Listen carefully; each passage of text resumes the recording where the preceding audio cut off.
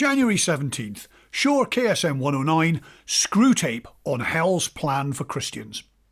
My dear Wormwood, the real trouble about the set your patient is living in is that it is merely Christian. They all have individual interests, of course, but the bond remains mere Christianity. What we want, if men become Christians at all, is to keep them in the state of mind I call Christianity and.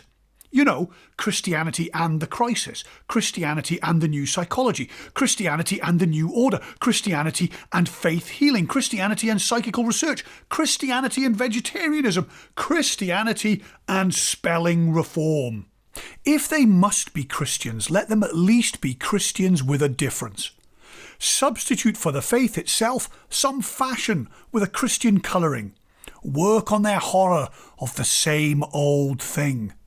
The horror of the same old thing is one of the most valuable passions we have produced in the human heart, an endless source of heresies in religion, folly in counsel, infidelity in marriage, and inconstancy in friendship.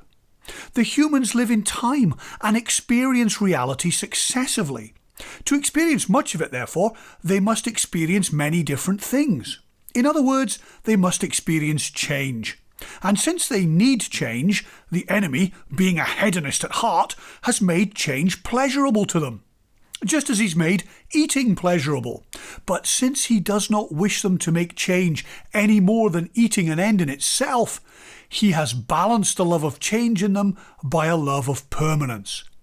He has contrived to gratify both tastes together in the very world he has made, by that union of change and permanence which we call rhythm. He gives them the seasons, each season different, yet every year the same, so that spring is always felt as a novelty, yet always as the recurrence of an immemorial theme. He gives them in his church a spiritual year. They change from a fast to a feast, but it is the same feast as before. We pick out this natural pleasantness of change and twist it into a demand for absolute novelty.